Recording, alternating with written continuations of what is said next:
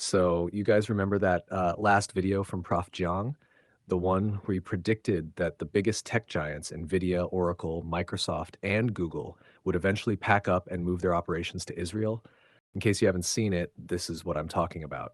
So what will happen is that Israel will use this war to expand its territory. And then what will happen is that capital, technology, will then start to flow to Israel in order to create the great Pax Judaica. So think of companies like Nvidia, Oracle, Microsoft, Google. Well, they'll probably transfer themselves to Israel because that is where the power will rest. Okay?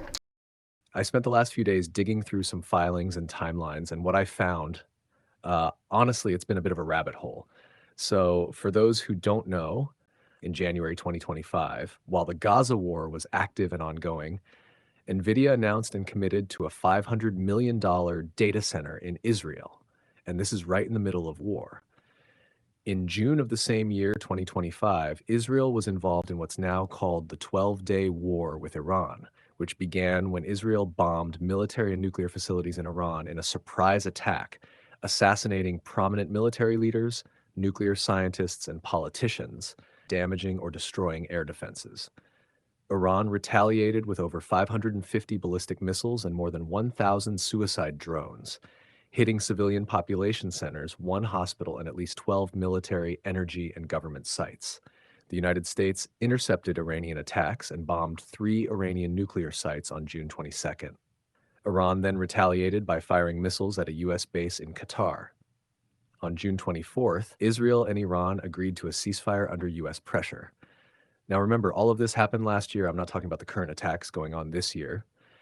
Fast forward, it's December 2025, and Nvidia triples the money to a $1.5 billion expansion. And do you know what the CEO said? He said it was going to be their second home. Now this raises some questions. Who, in their right senses, decides to invest in something of this magnitude in an active war zone with instability almost all the time? Who would really do that? You don't risk $500 million of shareholder money on a coin flip.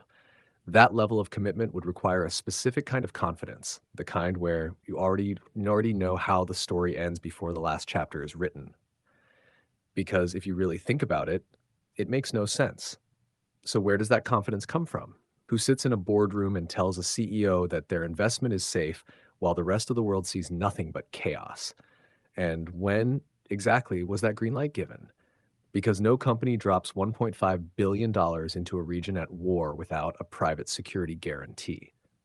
So who made that promise? What was traded for it? And if someone can guarantee the safety of a data center in a war zone, what does that tell you about who actually decided the outcome of this conflict before it even started? Another thing is that they are building a campus for 10,000 employees in a country that is actively at war. Isn't that a little weird?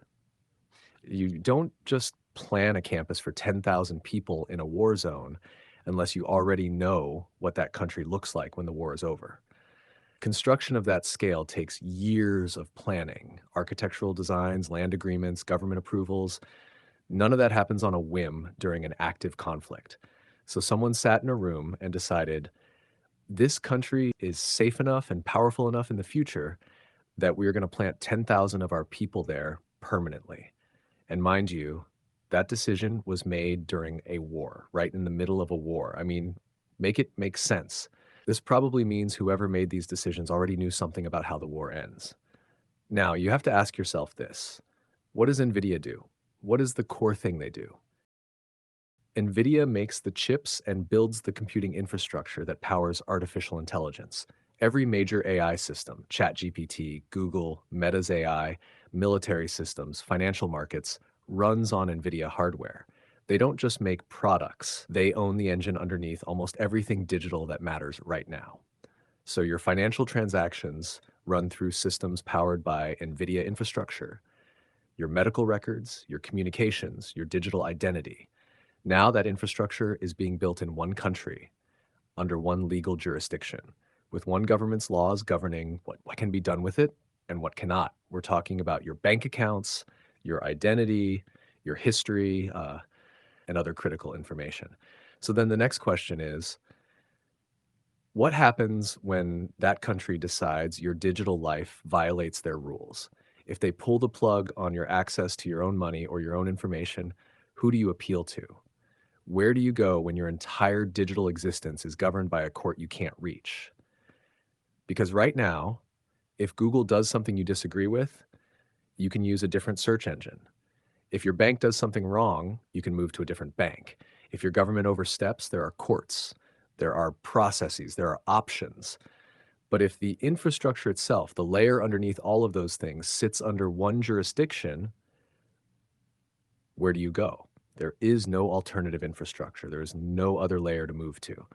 The infrastructure is the foundation, and foundations don't have competitors. Now let's move to Google. Google has a government contract with Israel. It is called Project Nimbus. And when Google's own employees found out about it, dozens of them staged a sit-in protest inside Google offices. They didn't just sign a petition.